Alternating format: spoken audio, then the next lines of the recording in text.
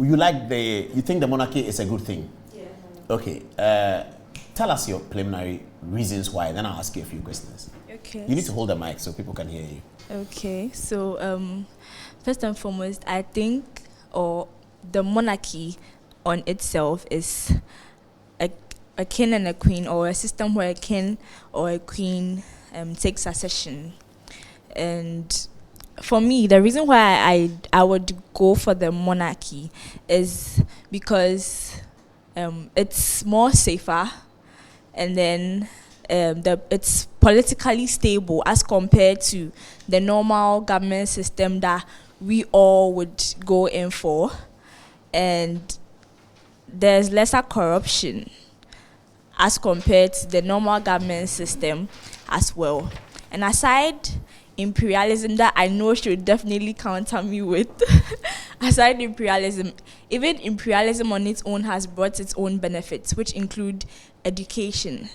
And and I know should also bring the fact that we were colonized by these same monarchies, especially from the UK. But then I would say that they have done more good than harm to us. So you think that the monarchy has done more good than harm because the monarchy gives us political stability. Yeah, you are completely right about that. It was in 1960, after we changed our political system without the monarchy, that the coup came, and that the constitutional amendments that were difficult to deal with came. So you may be right on the point of stability, and the British political system, much as it looks unstable because of regular changes and regular elections, has proved to be very stable over the many years. And then you also said monarchy brought us, for those of us who were colonized, it brought us education and maybe language. Okay, your point is supported. People ask that, what languages would we have been speaking today? There are 300 dialects in Ghana alone. How were we going to communicate with each other except that we got a unified language brought by the imperialists? But you also agree that they may be imperialists also. People, I can add one more to yours. The medicine, the development in medicine and science, healthcare, how they brought us pills. We were using Dudo, Dudo, and Bibidro, and then we boil something and then we sit over it and that kind of thing. And they took all of that and brought us back oral tablets that we use till now. And of course, the British monarchy and the imperialists have been critical in the development of science, medicine, and education across the world. Okay, so those are your points. Okay, I'll come back to ask the critical questions. Let's hear you, Yolanda. Why do you say no to monarchy? First of all, we can't ignore the fact that everywhere that the British, with their head of state, passed through history, there were millions of deaths wherever they tread. Like, we cannot ignore that and look at, certain things that we cannot guarantee would not have existed even if they didn't do all of that harm that they did. But at the same time, their role has become pretty redundant. You have to evidence the millions of deaths a little bit. I mean, it's okay to say it, but you have to evidence it. So let's take Gold Coast, for instance. Yes, exactly. So they first came, they signed a bond of 1844. Exactly. They didn't kill anybody on that one. No. But then they fought wars with the Ashantis. Exactly. They fought wars with the Ashantis. The Ashantis killed them too.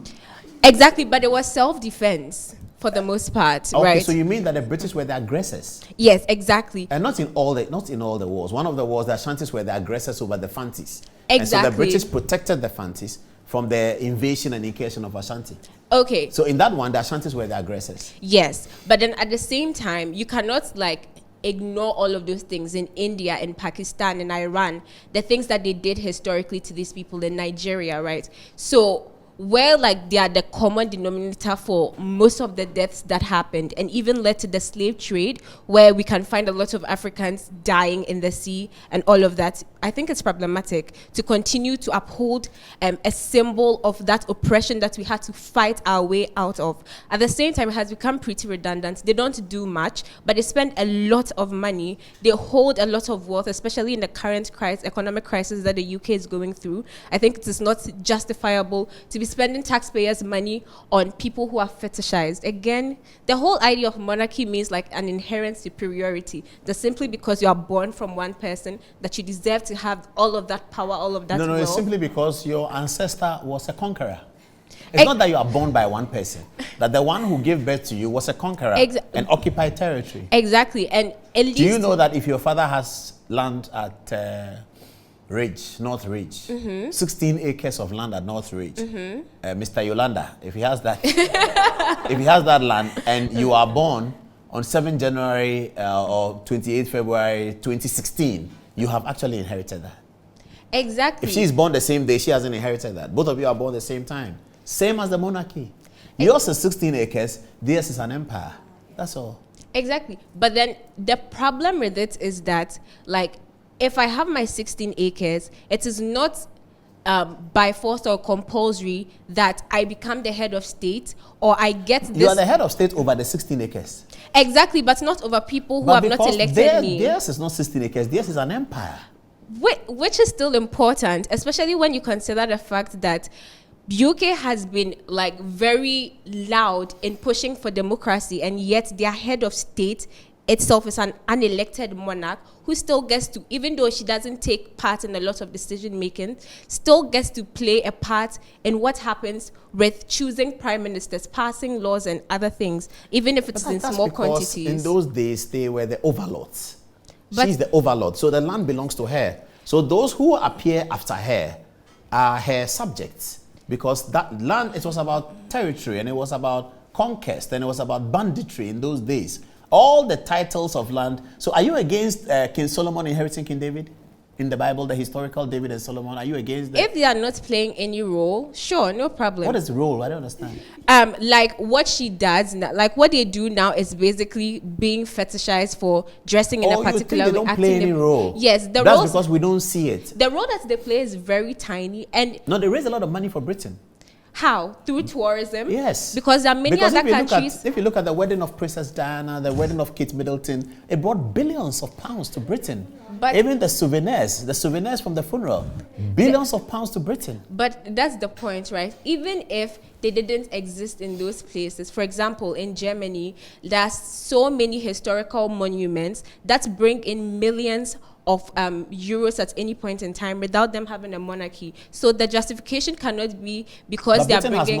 Britain has more tourism record than Germany.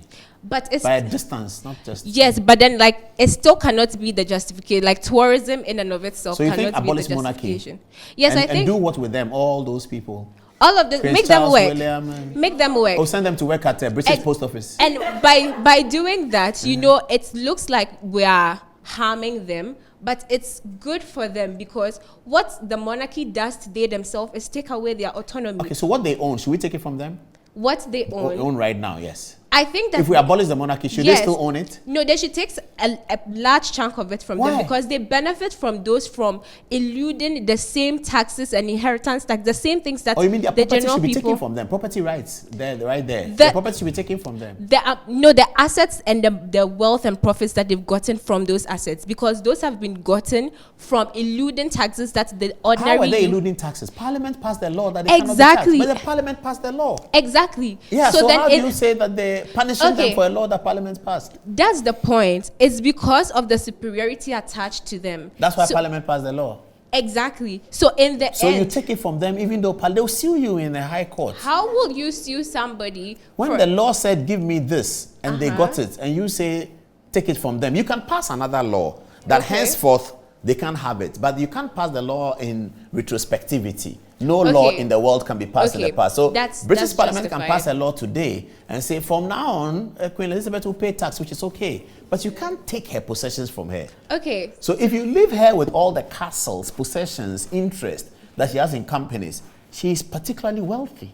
Yeah, and that's better than her still like continuing to have that dominant position in politics where she is not elected by the people. The people, like there's an increasing number of people who claim that they don't want the monarchy, but nobody's listening to them. The whole point of third world countries and those that have the power to veto at the UN is their ability to do certain things and push certain agenda. If you're at the forefront of democracy and pushing democratic tendencies on smaller countries, then you can't afford to like have mistakes in your own ideals. But again, at the same time, they put these people in very problematic situations because we have this instance where we found Queen Elizabeth hiding in the gardens because she didn't want to have to deal with this one head of state that she didn't want to. You are taking away their autonomy because you expect them to fit a certain bill to do a particular thing and allowing them to evade like to not pay attention to certain crucial things that other people are held to,